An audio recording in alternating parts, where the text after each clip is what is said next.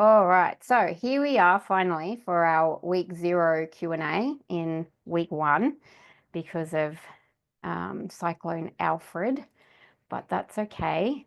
And my name's Kerry, if you haven't met me, of course. Thank you for everyone who's come along today. That's really great. And I do appreciate your time and, of course, being able to fit this in your schedule as well. And just to begin, QT acknowledges the Turrbal and Yagara as the First Nations owners of the lands where QT now stands. We pay respect to their elders, laws, customs, and creation spirits, and recognise these lands have always been places of teaching, research, and learning, and acknowledge the important role that Aboriginal and Torres Strait Islander people play in the QT community. Alrighty, so sometimes we have a lot of talk in these, sometimes we don't have a lot of talk. So I have slides, if we don't get through them, we don't. But this is a bit of an overview of what we'll be doing. Hopefully a lot of talking. Questions all the way through. Don't wait till the end. There'll be opportunities to ask any questions that you would like to. Oh, and I need to go in and check if there was any questions in the ask for help. I didn't do that. I will do that while we're all talking. All right, so before we get into it, does anyone have any questions? You're happy for you to pop it in the chat or unmute, or maybe you're okay for now. What do you think? It's more of a comment than a question. So Mm-hmm. the stage I was at, I started this course this time last year. I It know. wasn't further enough down the track that it made any sense. So I Mm. very quickly worked that out. So I'm writing 2 papers at the moment, and Yep. both are at a stage sort of in the middle where most of the research is done, and I'm writing up intros and abstracts and doing that sort of stuff. So it makes a lot more sense now to be doing this course. And I bought that green book as well. Great, great. Yeah, no, I noticed in the chat that you said that. And we'll talk about, so one of the things about the book itself, it's really designed for people at your stage. Yeah, Penny, you've got 2 as well. Two books or 2 papers? Maybe 2 books.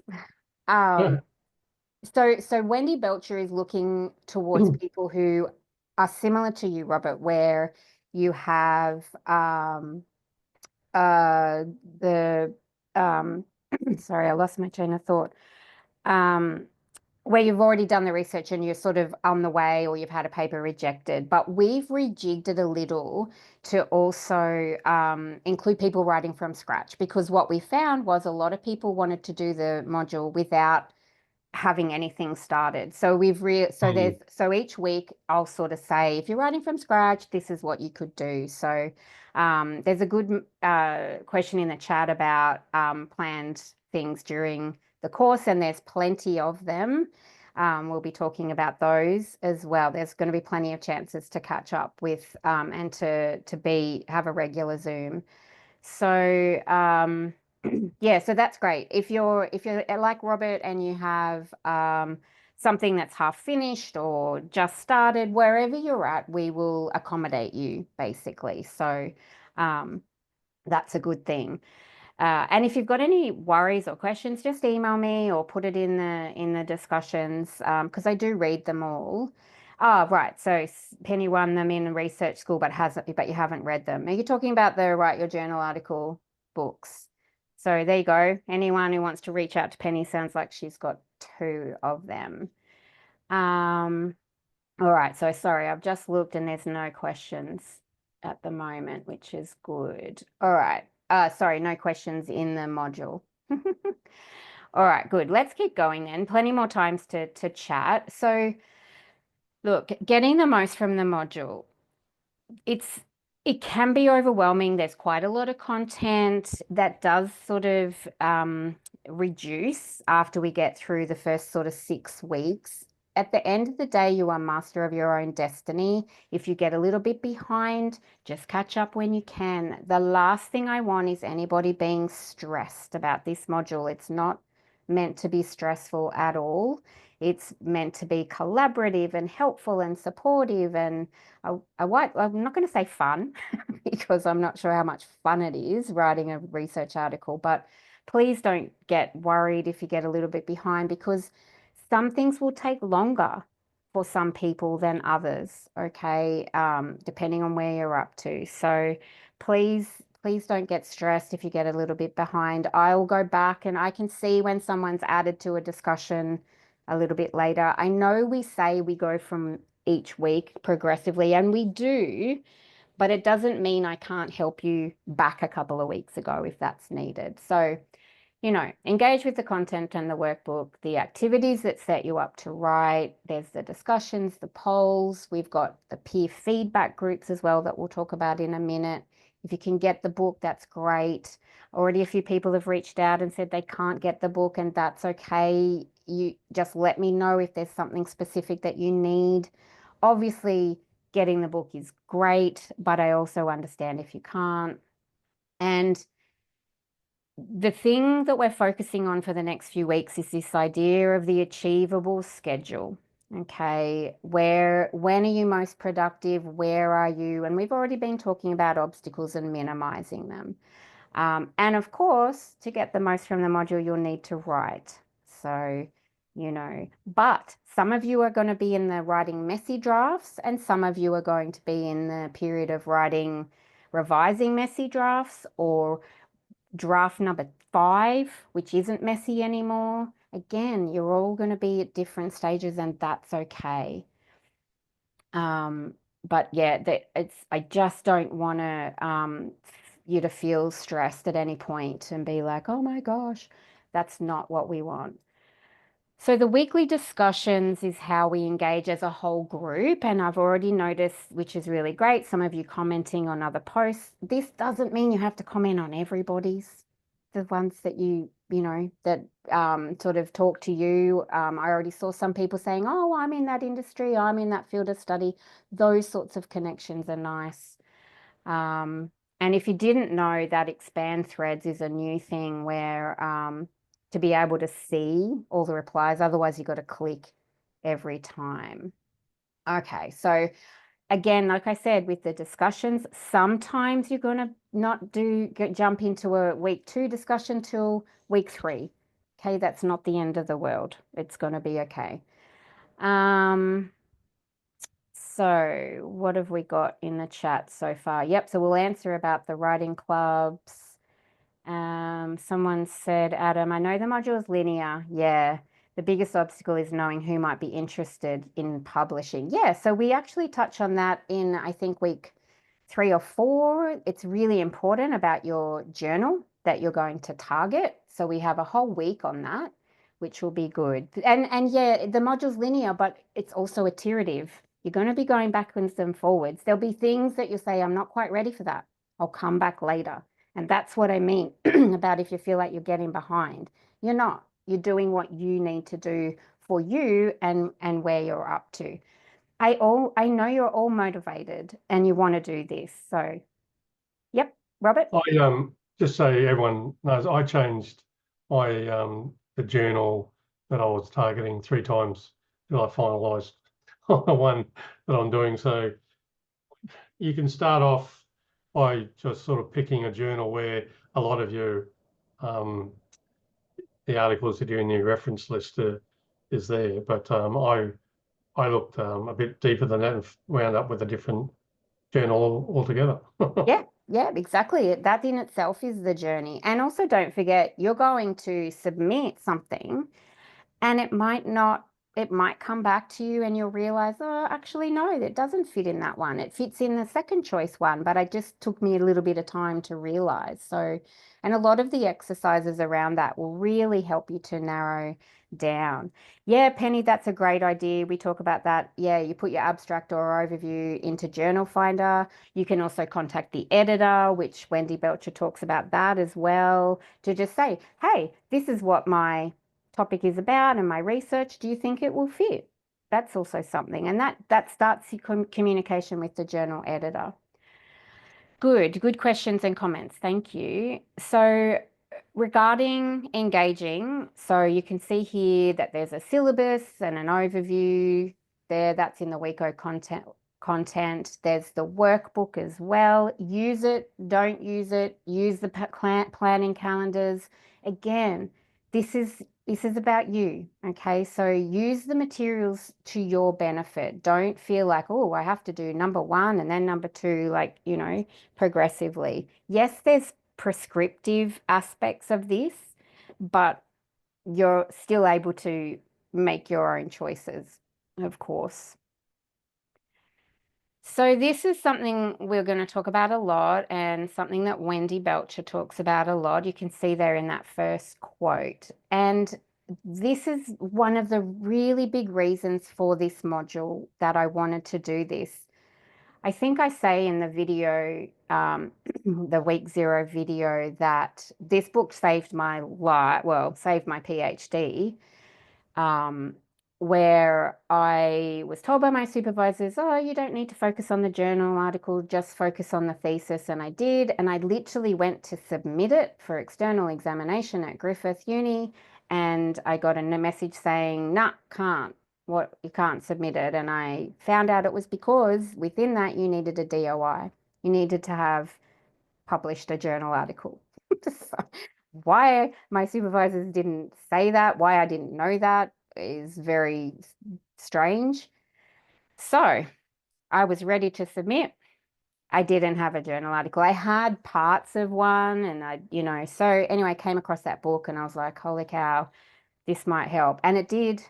And I sent it and it got accepted straight away. I'm pretty sure I didn't have any thing I had to do. So thank goodness. And then I was able to submit, but it put me behind a good, couple of months. So anyway. I've got another question. Yeah, sure. It's to the participants. I'm doing my PhD by publication. Is anyone else doing that as well? Show of hands or something? Yeah, a few people in there. Yeah. Maybe. Yeah, I am, Aidan Robert. is. I Yeah. am. Yeah. Sorry, Yeah. who was that? It is I, Neil. Hi, Neil. Hi, Neil. Hello. Yeah, so I'm doing mine by publication, and at the QUT that requires 3 papers to be submitted and at least 1 or 2 of them published. Yeah, I think I'm going 4. I don't know. I like 3. I like the sound of 3 better. Well, that's what I was told. I said, actually, you said if you've got 1 published and 2 in edits, then that's enough to get you through. Right. Yeah. I wonder if what sort of area are you in? Like, how long are the papers? Does that have any sort of bearing on it? No, they're sort of 8,000, sort of 6,000 to 8,000 word papers, so they're not hugely. Oh, geez, I like the plan. I like the sound of 3. I'm sort of, that would put me on the home stretch. I've got 2 published. So I've the got 1 to 3 go. are like a set of papers which flow on. So they make a logical sense. So one's a paper on, well, I'm doing it on reconciliation action plans and why they fail. So one's a case study on a failure, catastrophic failure of a plan. The second paper is a case study on an organisation that did it really well. And the third paper is a management practice paper, which takes the findings from the first 2 papers and produces both an academic and an article which goes to change management practice around reconciliation, especially in the mining industry. So 3 makes sense. 4, I'd run out of things to say. Thanks for sharing, Robert. We'll just keep going. And just quickly, Penny, where are you? Which university are you at? QUT? Yeah. Yeah, okay, because you said that they make you start with the monograph and then, yeah. Yeah. So I'm with nursing, Oh, and okay. my supervisors, I am trying to do it by publication, but they said you can change it at the last minute. So then if you don't get enough Yeah. publications published, Yeah. you can submit it as monograph or whatever it is. But if you've got your publications, then you submit it as publication, because you can change it right up until you submit, apparently. Yeah. I know a lot of people that change back to monograph. So Yeah. yeah. So we do talk about doing, so as I said, writing from scratch, it will be different for someone who hasn't got anything. And the other thing is a scoping review or a systematic review again, but you can still, and again, Belcher's book is not designed exactly for that, but we've incorporated that into the content to help you. So, and again, ask me questions if you have any. So a big part of this module is this idea that writing is a social practice because it is. And because remember that this is all about that feedback, getting feedback, giving feedback. It's discussing your ideas, and it's also by talking about writing and challenges and obstacles and all of those things. So we will talk about that a lot. And I find in the module that a lot of people don't want to share their writing, but I really encourage you to try and be brave and once you get past that feeling of not wanting to share, I think you'll find it really positive when you do. So learning to talk about writing is an important key to becoming a productive writer. Does this resonate with you? Is it something you've never thought of? Are you always very isolated or feel isolated when you're writing? Pop in the chat, or if you've got anything you want to add about that. But it is something we're doing it right now already, and we will as we go through today. So I just really want you to keep that idea of the of writing being a social practice. Sorry, I'm just looking at the chat. Do you mean around the writing from scratch, Amanda? I think you do. I'll talk about that again in a minute. Yeah, see, this is a really nice sharing in the chat. I joined a similar program last year and I wasn't quite ready for the writing part. Yeah, but again, as I said, baby steps. We'll be doing sharing all the way through, and I just think you're going to get more from the module if you're prepared to be part of the peer feedback groups, to and to share bits of your writing. You're not going to give it, your whole data analysis or anything. That's not the writing part. Focus on the other bits where you are writing, the introduction, the lit review, maybe the discussion or something like that. But sharing and talking about writing and talking about your experiences are really, really important. And it helps to normalize things. Already in this week's chat, we've seen so many people with the same obstacles and they're trying hard to overcome them. So we have these, I'll tell you about the peer feedback groups in a second, but because obviously this is an asynchronous module. Okay, so we're not in the same place, and you'll put something in the discussion and someone will come along 3 days later. Okay, so it's a different kind of learning, and sometimes it can feel distant. So we do these additional live online sessions where you come and you share, and we look at exemplars and we do all sorts of different things. If you can't attend, I completely understand if anything big happens, and I always share the activity sheets as well. But if you can come, that'll be great, and you'll get that experience. And as I said, though, because it's an asynchronous module, we've also set it up so that you can seek feedback and communicate and share with each other through the module. So what is a community of practice? Because we are now, whether you like it or not, we are a community of practice. And I really like that, what would we call it, concept, but we're going to live it for the next 11 to 12 weeks. And, it's actually a learning theory where you have a shared domain of interest, which we have. You've got a community where you're sharing activities and we're learning collaboratively, hopefully. And we're all practitioners and interacting and sharing resources. So that's what those extra Zoom sessions are designed to do, to build that on top of the asynchronous aspects of the module. And, we need to be committed to keep the community alive, obviously, which again, as I said, I think you are. I think everyone's motivated. You're already talking about your publishing goals. So now your peer feedback group. So that screenshot at the top of the slide there is from week 0, the resources there. Now, Ola, which some of you may have met already, Alexandra, her name is also Ola. You would have received emails from her already plenty of times. She, maybe tomorrow or early next week, she's very busy at the moment. You're going to receive an email that is basically a very quick survey saying what your field of study is.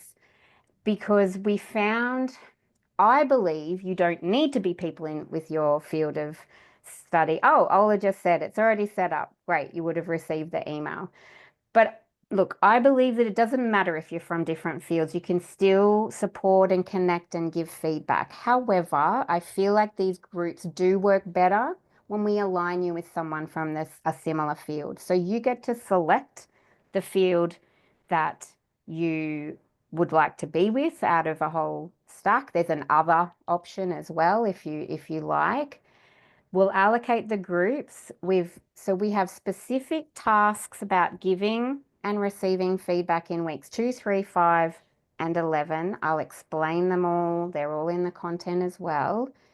Because the other thing to remember too is Wendy's book, she wrote that where we as the teacher or the facilitator would deliver it in person.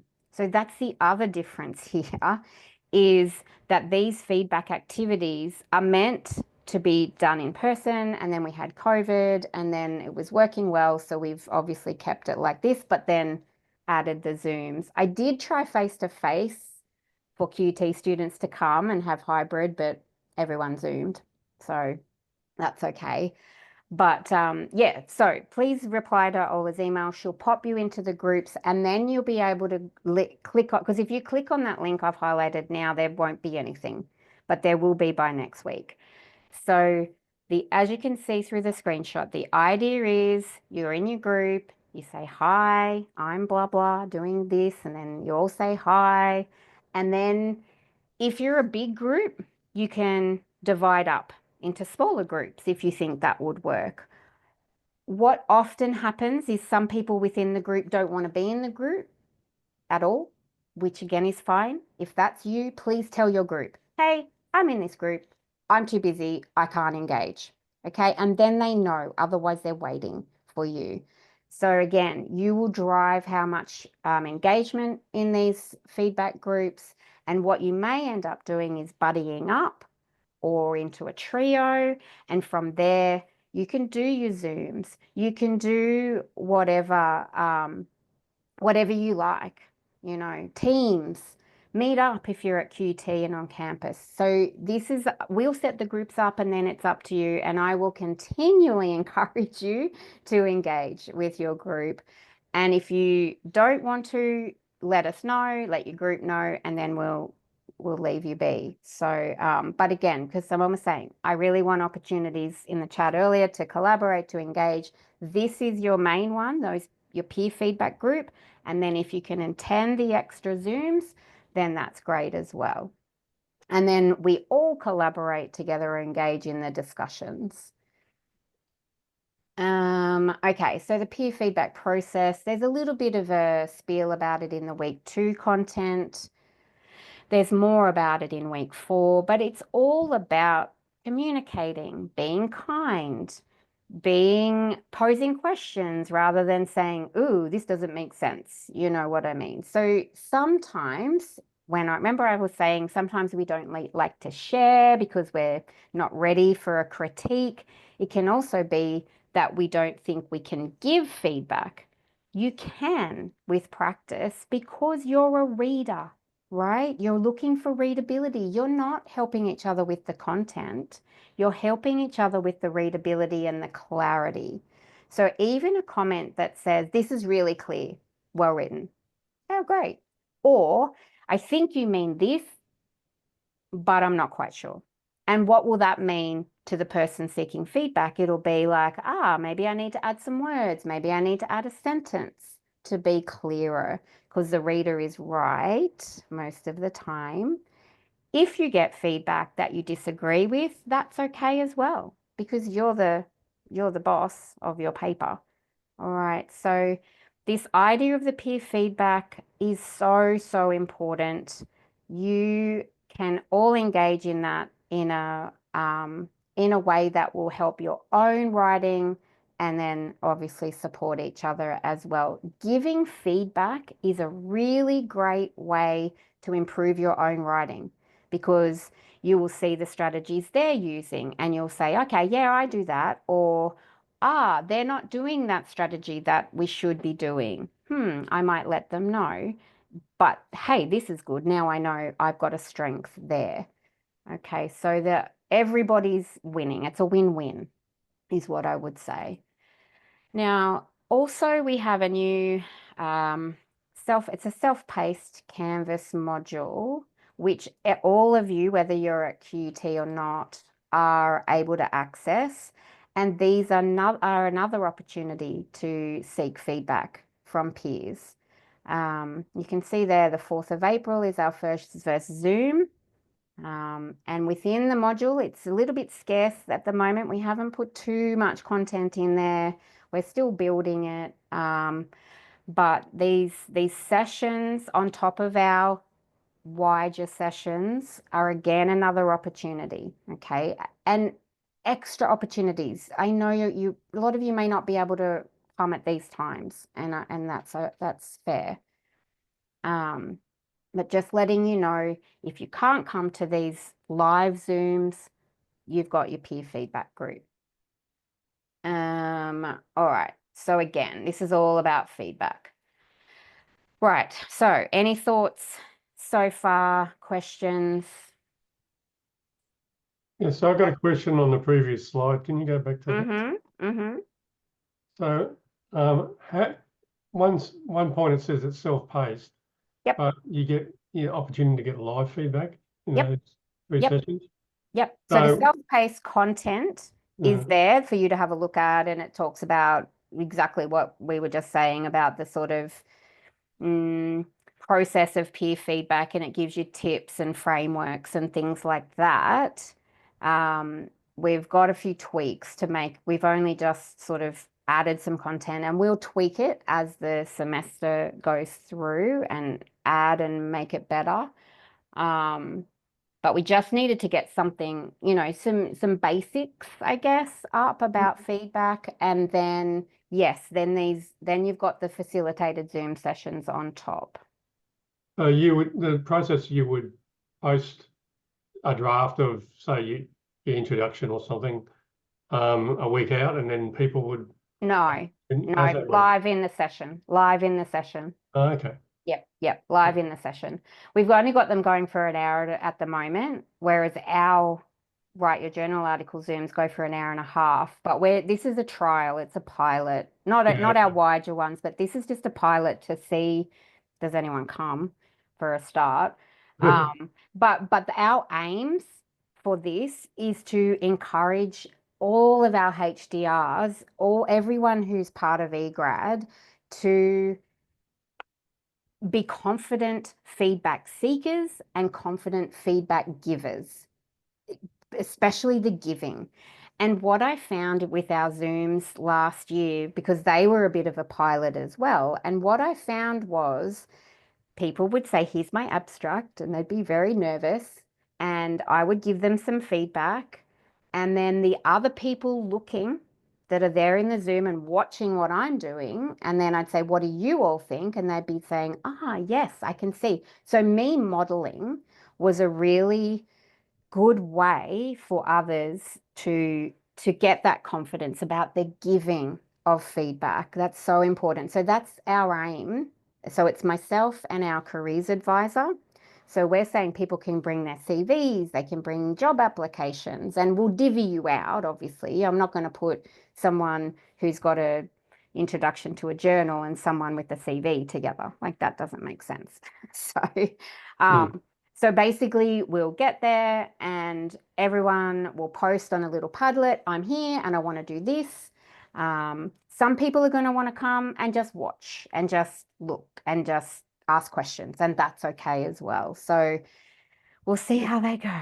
But I'm looking forward to it because, you know, when I am able to get students, research students into a room, whether it's live or on Zoom, a breakout room, and they talk and discuss and give feedback on the feedback, they come back and they're so happy. And it's so lovely to see that. And that's what I want for all of you, to have that confidence to be able to do that. So we're just going to see what happens, who's there.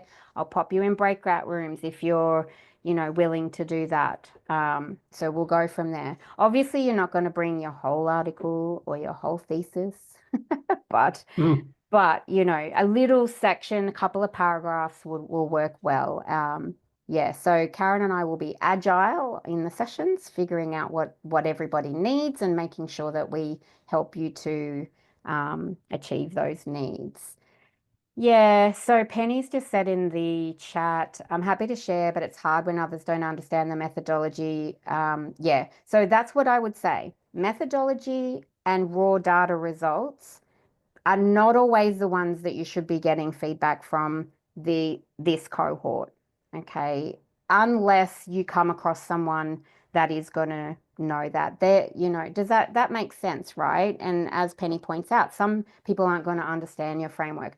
However, at the same time, if you have some methodology or a framework or something and you do seek feedback on it, isn't that the point, that anyone can understand it? So potentially, but it depends how complex it is. You know, I think one of the most fun things that I had last year was I had a beautiful lady who her research was around literature and analyzing literature. And I had a microbiologist. And we didn't know that that's what they were just like, yeah, I want feedback. So I popped them into a breakout room, and we came back, and yeah, microbiologist lady was like, oh wow, that was full on. But she did really well with the feedback that she gave. So she started out uncomfortable, and then she was like, actually, I know nothing about this, but yeah, I'm the reader and I can see what you're saying and it makes sense to me. So, yeah, all of these opportunities. And as I said, there's no pressure. You do what works for you. All right. So yeah, so that was the only question, I think. Yeah, abstracts and introduction sections would definitely be the most for this format for sure. Yeah. And because those are quite big as well, as in that's where all your big ideas are, that works well. All right, so let's keep going. So are you writing from scratch? So if you are, you'll have a lot of draft writing to do. But don't forget, writing and thinking go hand in hand. You're going to probably think, oh, my goodness, week 3, I have to do this writing. I'm not ready. Yeah, you are. Just write. Okay, just write. Get something down. Writing is better than not writing. Okay, even if what you write isn't perfect, which it won't be.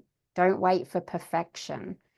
And then seek the feedback. Once you've done a couple of revisions of your thoughts, see how you go. If you're writing a literature review, scoping review, systematic review, you can still follow the order of the weeks, because you still have an argument in a lit review, right? Your argument is, we need this scoping review for this reason, or this systematic literature review aims to do something. All right, so you'll still be able to follow everything. You'll just have a slightly different structure. And again, I do often make a comment either in the announcements or in the content to say, if you are doing from scratch or a literature review, think about these things. And if you've got questions, email me. So this week was a lot about planning. I've just wanted to quickly give an overview because it's a bit confusing about what these planners are actually for. And what they're for is, firstly, where does all your time go?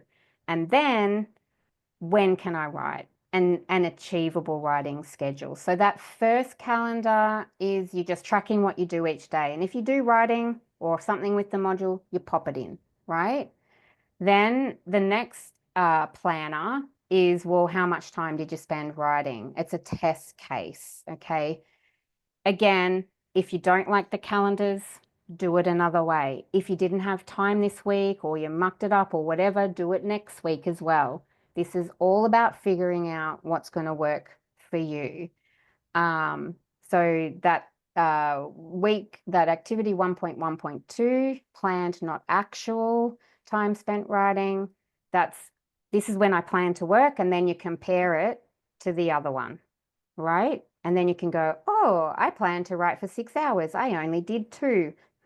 Why is that? And they're one-off planners, but use them as much or as little as you want. This is an example of the planned one, right? This is me when my kids were at school.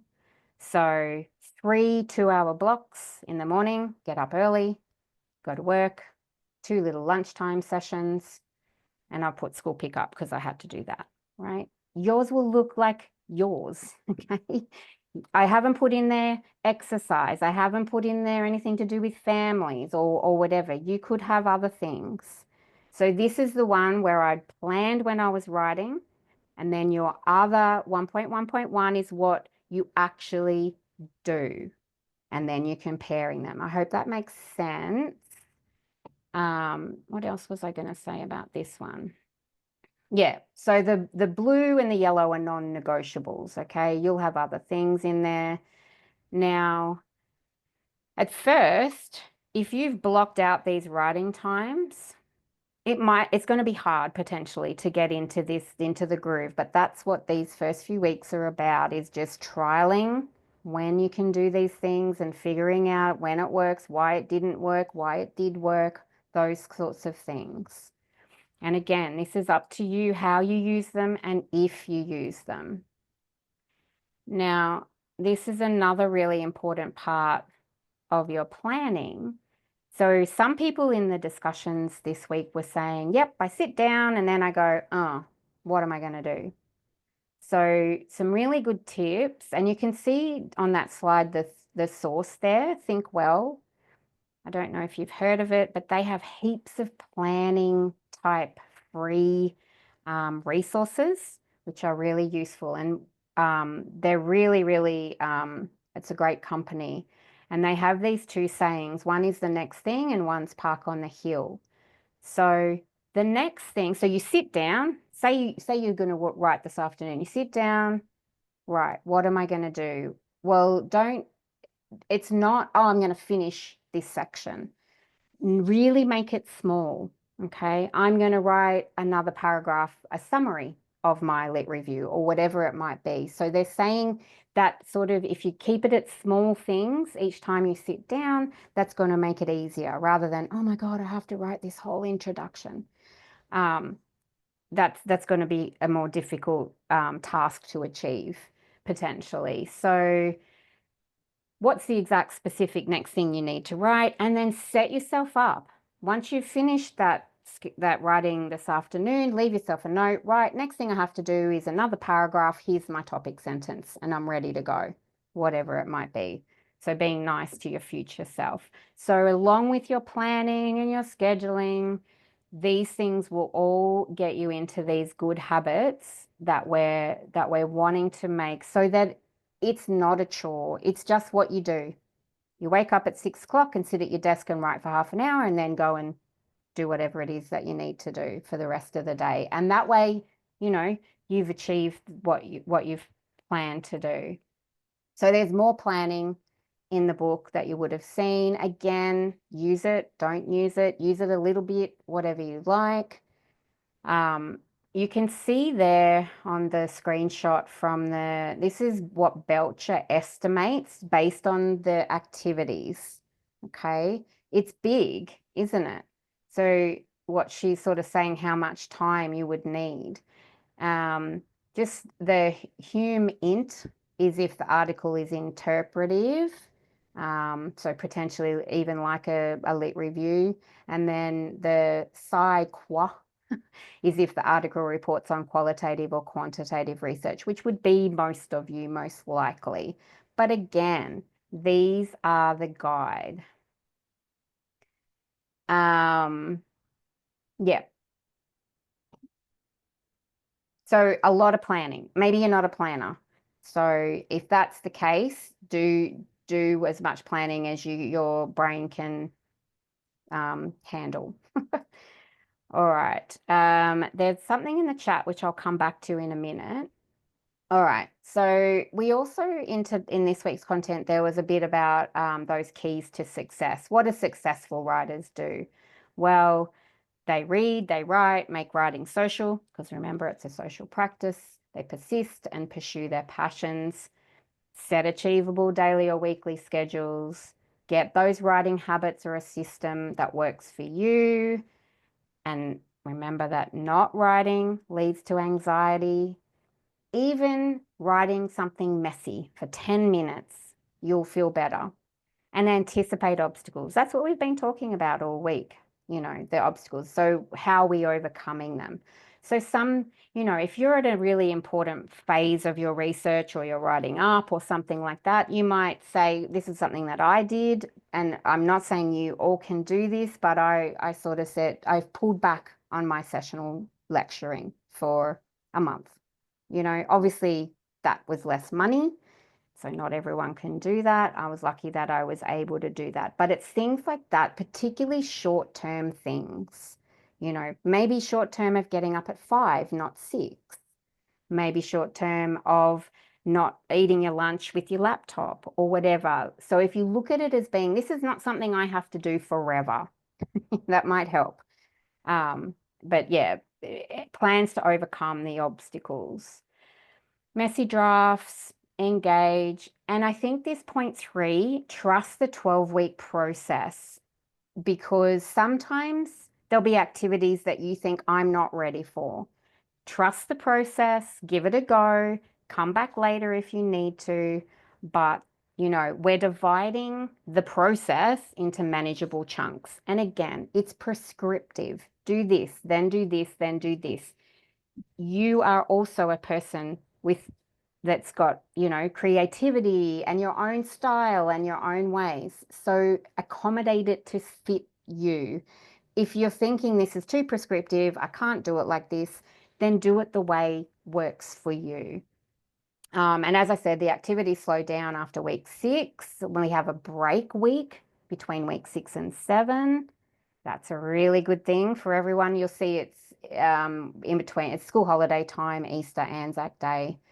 But after week 6, the activities slow down and it's more about your draft writing.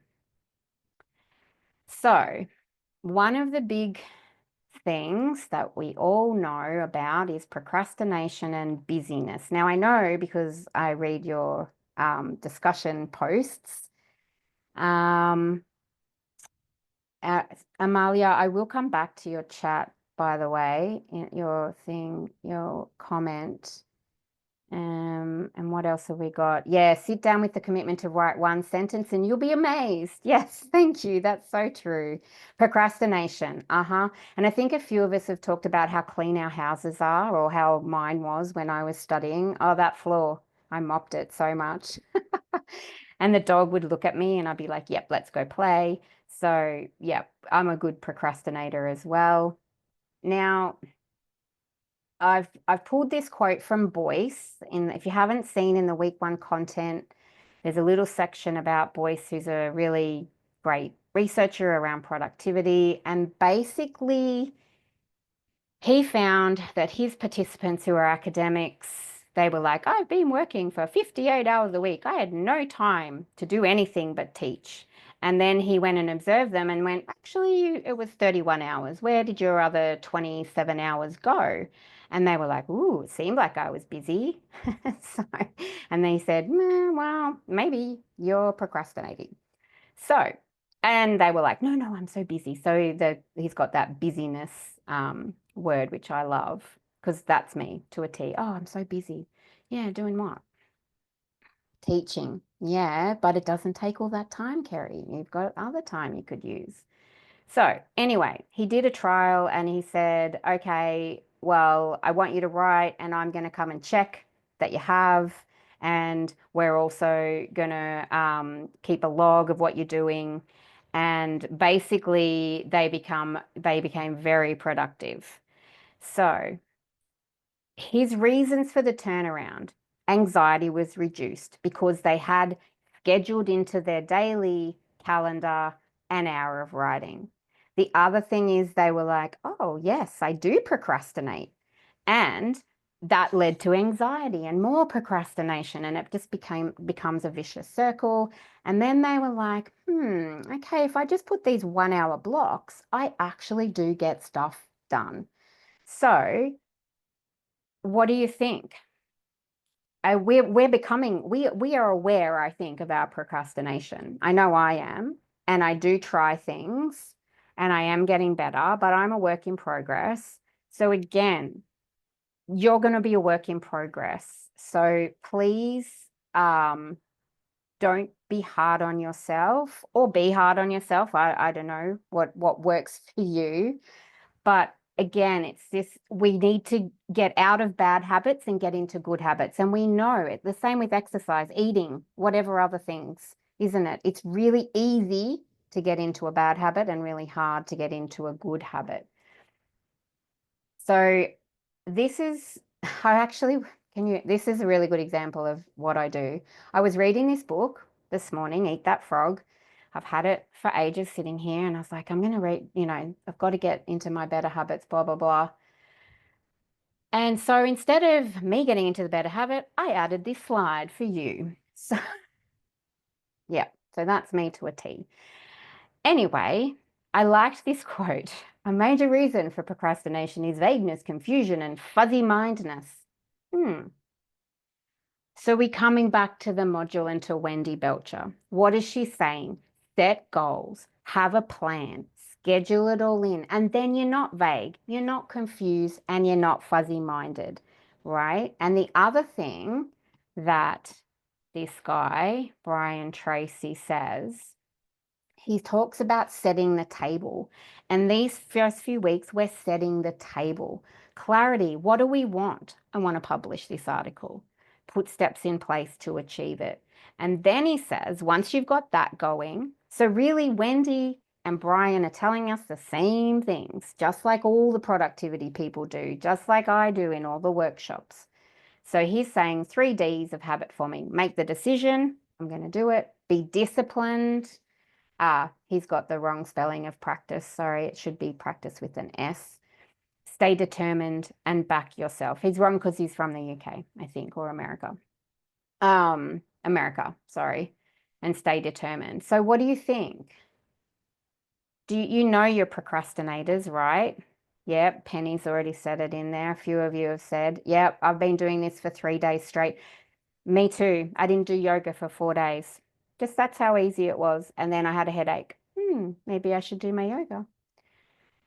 So our brains are our worst enemies, is what I'm saying. So I'm hoping that you're going to really understand yourself. And as I said, this is not forever. This is for 12 weeks or as long as you want.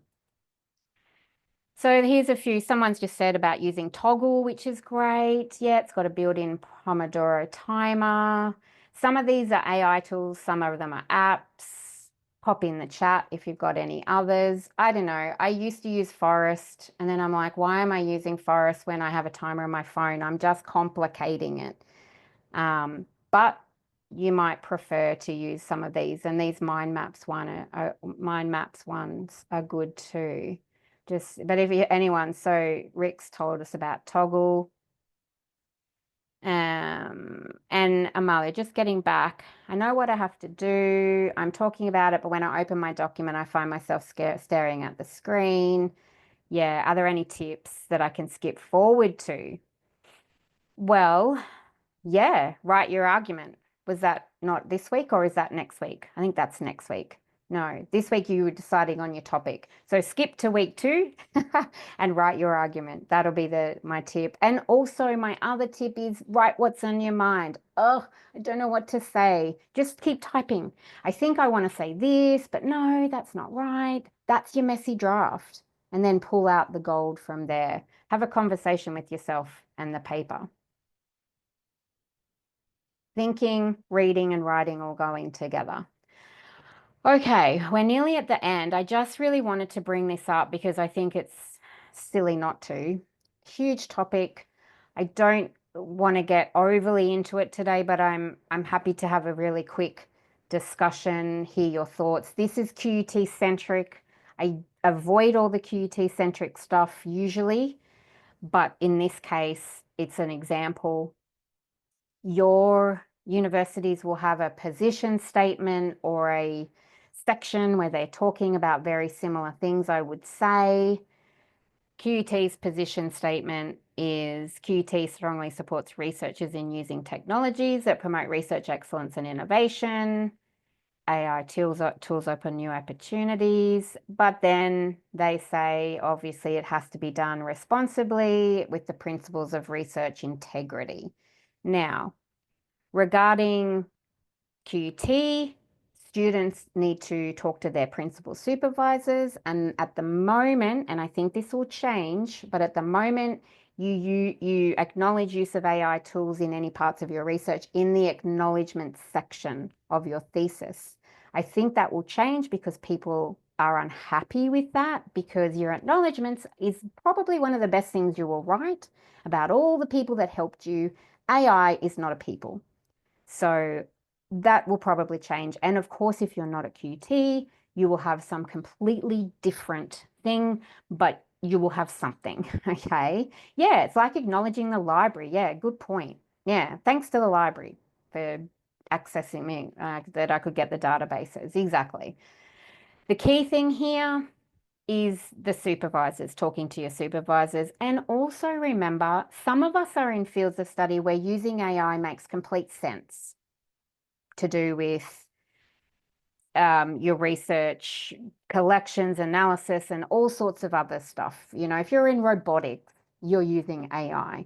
If you're in studying literature, not so much, potentially. So again, I'm not saying don't use these things, but I'm saying be careful and know what your university rules, policies are. Now, I'm going to pop into the chat a really interesting, it's a very short journal article. Obviously, I know that you already read so much, but I'm chucking it in there for you. And I've pulled out, so this is obviously about article writing or publishing, which is a whole set of different rules compared to obviously your thesis as such. Now, you can see here, this is just a few editors that got together.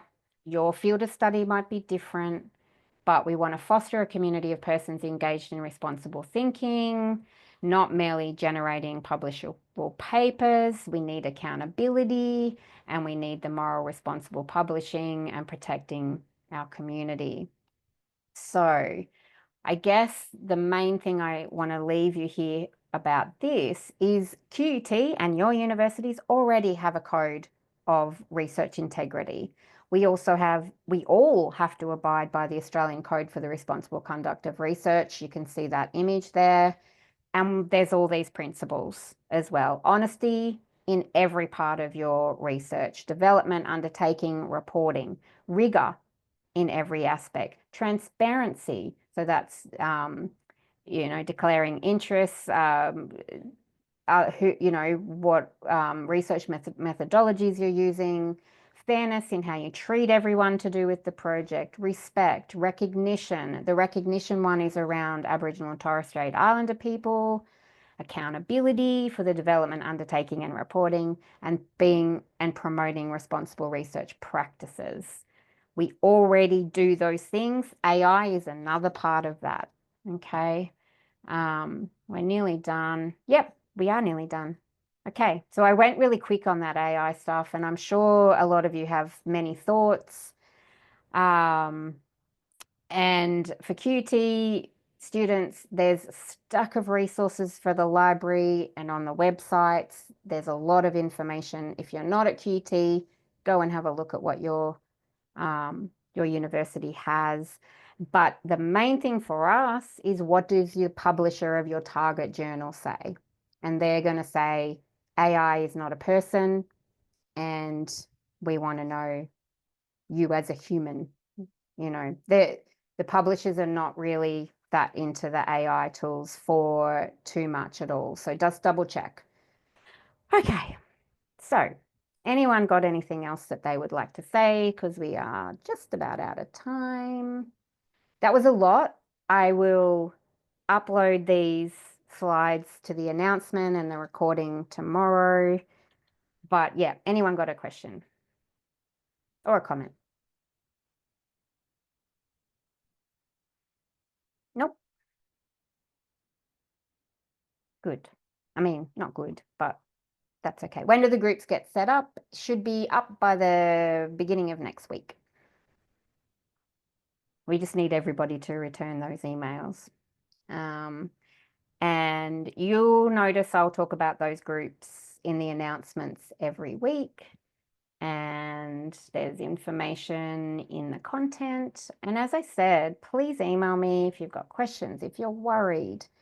Don't be worried about that AI stuff that I just said. I just wanted to make note that this is a thing that we all have to think about it, whether you're using AI tools, whether you're not. Talk to your supervisor, check what your university says, and use the resources available. Yeah, So, how it's getting used is the key, absolutely. so one of the things I've read is about using AI tools. Things like Grammarly are sort of generally accepted by everybody because Microsoft has got the same technology built in anyway. Yeah, exactly. So Yeah, that's yeah, never an yeah, issue. It's more about yeah. plugging into ChatGPT your whole abstract and say, rewrite it for me. Yeah. And even if you do that, you'll have to acknowledge, well, you have to check that your publisher allows you to do that. But if you did do that, you're not going to accept it, what's come back to you anyway. You're going to have to use your critical thinking to be like, oh, no, I don't want that there. And that's not right. Because as we know, yes, they're very helpful and there's lots of things they can do, but they can't think critically as such like you can. No. So, but yeah, you're right about Grammarly. That's for sure. And as I said, once you know your target journal, they will have very clear guidelines. And they always hedge, Rick said. Yeah, I got it to redo my CV to not be an academic one. And it did a really good job. ChatGPT did a really good job with that, except it said I could do things that I couldn't. So I was like, yeah, I can't do that. I'm going to pull that bit out. Yeah, so yeah, for brainstorming, for ideas, for subheading. Sometimes I say, oh, I need a subheading for this thing, and it alliterates, which is Can I annoying give an sometimes. example? Yeah, sure. So, If anyone needs to go, that's okay. Thank you so much for coming. And if any more questions come up, please let me know. Sorry, Robert, go. So I part of my ethics application, I'm doing research involving Indigenous knowledge. Yep. So one of the things they asked me to do is to write an engagement letter with the traditional owners, of which where I'm using the information that they submitted to a public inquiry.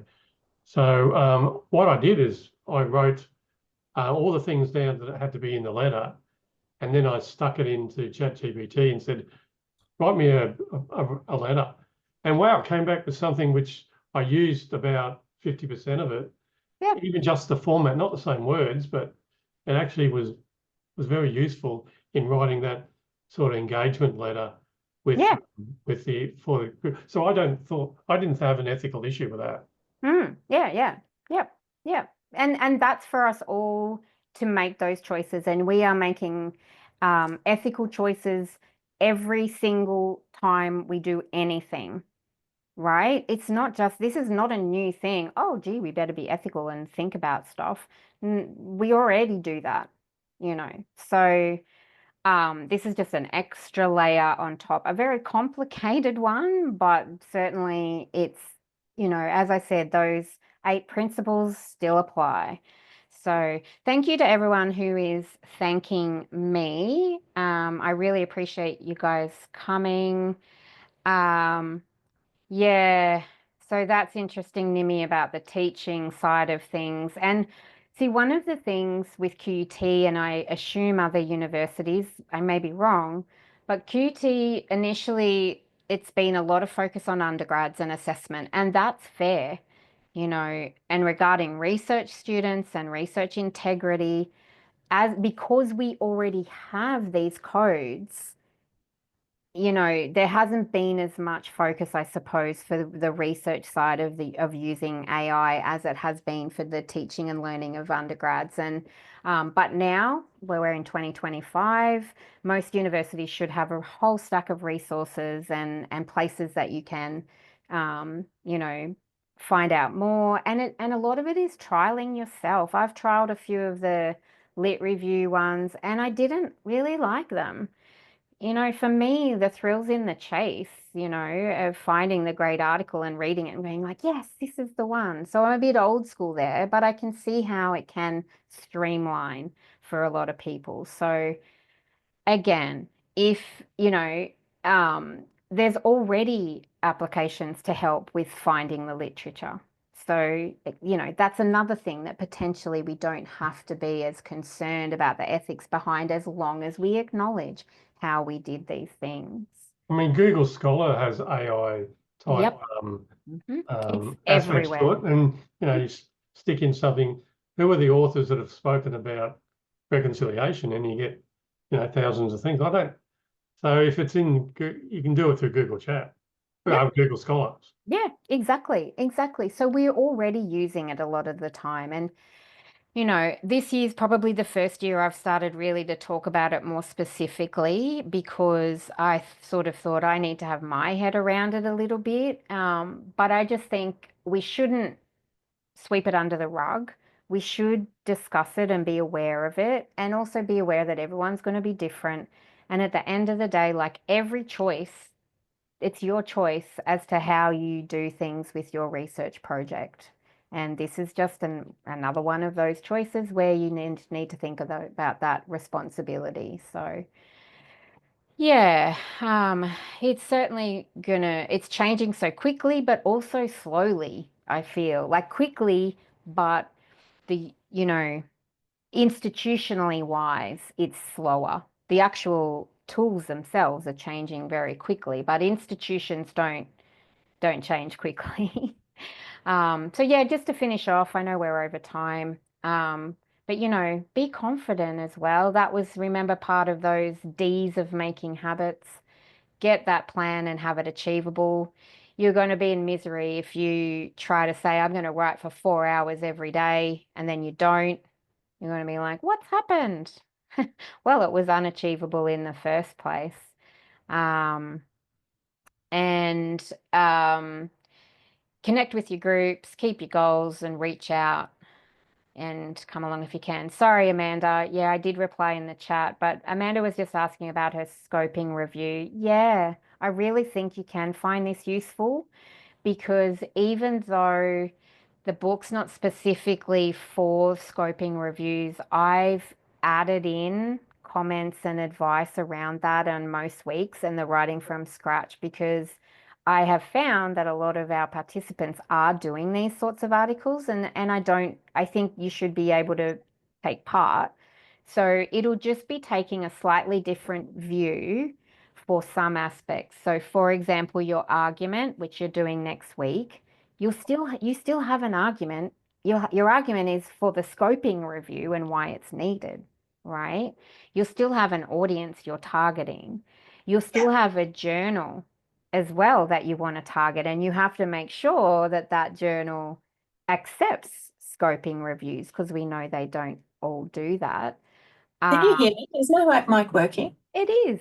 Oh, okay. Sorry. I think I just changed it over. So maybe it wasn't working before. What do you think are the challenges that I might have with writing this scoping review in terms of following along in terms of the schedule of this course? I think the schedule, you'll be fine. It'll be when we get to the literature review type. I'm just jumping into it. Just one sec. Yep. Did you reply in the chat, or did you reply in the? No, I replied in the chat. That's okay. Oh. It's all right. Don't worry. This is good because we get to chat about it now. So advancing your argument, you're going to have an argument. It's just going to be a little bit different because your argument is about your research problem that you're investigating. So you still got a problem. Your problem is we don't know what we know, right? Yeah. Yeah. So then you'll still be able to write your abstract or draft it. You'll still be able to select a journal. That's week 4. Week 5, refining your works cited. And week 6 is your claims for significance. Both of those are about your lit review. You've got one big lit review. So that'll be okay. Then it'll be week 7 and 8, analyzing and then presenting your evidence. They're the ones that you will have will probably be the most challenging as such, but you still have evidence. Your evidence is your analysis of the studies that you've found in your review, right? So you still will need to analyze them and provide some critical voice. So those 7 and 8 are probably the ones where some of the activities won't be applicable. Yeah, but I can still do that work towards those. Because you've still got evidence. Yeah, exactly. Absolutely. Structure you'll still need an introduction and a conclusion. So it just mold them to what you think you need. And again, reach out and say, hey, I'm looking at these activities and I'm not sure what I need. And as I said, do what works for what your needs are. But yeah, even though it's not a traditional reporting of data collection and analysis, whether it's qual or quant, you're still reporting on the evidence we have, right? Yeah. So, and look, Wendy does say in the book, this book is not for people doing literature reviews, but that's why there's so many things about that book that we've slightly modified, right? Because of the fact we're online, because of the fact that I know a lot of you are writing from scratch. And so you have slightly different needs to someone who, like Robert and a couple of other people who have said, I've got 2 half-finished articles, right? So that's draft writing that they don't need to do. So yeah, we've made those adaptations over time to make sure that we can, address everybody's needs. Yeah. Okay. Thank you. Good. No worries. All right. Should we go and have lunch or afternoon tea or whatever it might be? Yep. Good. Thank you so much. Thank you very much. No problems. Thanks for contributing, Robert, and everyone else in the chat. It's been great. Thank you.